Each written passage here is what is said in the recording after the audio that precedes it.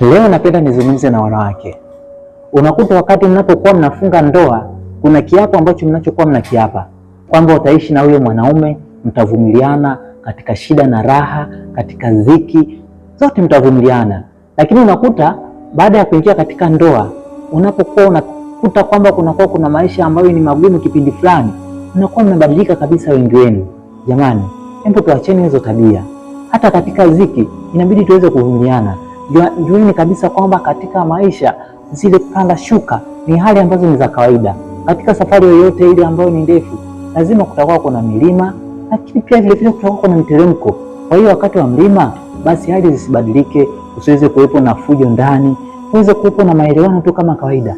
Mwingine anakuta ukija huko na fungo zuri la pesa, ukimpatia pesa, anakuwa na furahi ndani, kunakuwa kuna amani. Lakini ukirudi hujapata pesa, amani kunakuwa hamna kabisa.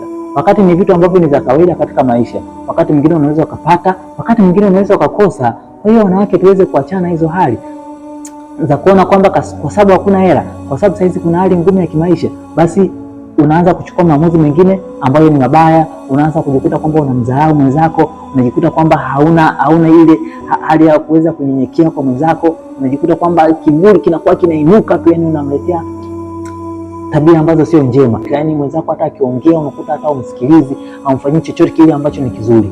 Jamani, tuweze kuachana na tabia kama hizi. Unakuta mwingine kwa sababu kuna dhiki, anachukua hata maamuzi mengine ambayo ni mabaya zaidi. Anaanza kutafuta wanaume huko, anaanza kumpatia pesa. Jamani, hebu tuachane tamaa na tamaa za namna kama hiyo.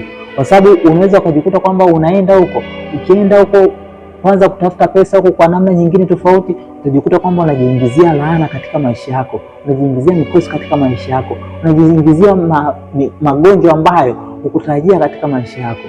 Kisa tamaa.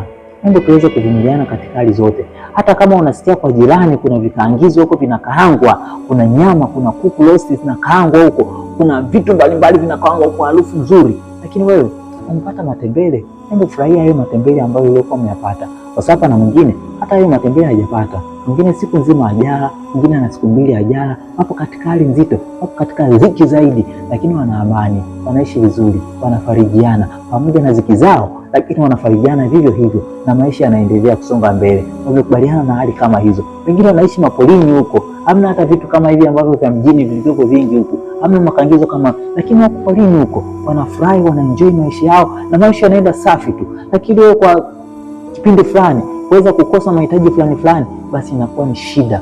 Yaani unajikuta kwamba unaona kwamba ndoa haifai kabisa. Unaona kwa yani unajikuta kwamba unachukua hata hatua zingine ambazo ni mbaya. Jamani, hebu acheni tamaa, tulieni, vumilianeni katika hali zote, katika dhiki na raha, katika shida, yote vumilianeni, na mwisho wa siku maisha yatakuwa mema tu na Mungu atawabariki.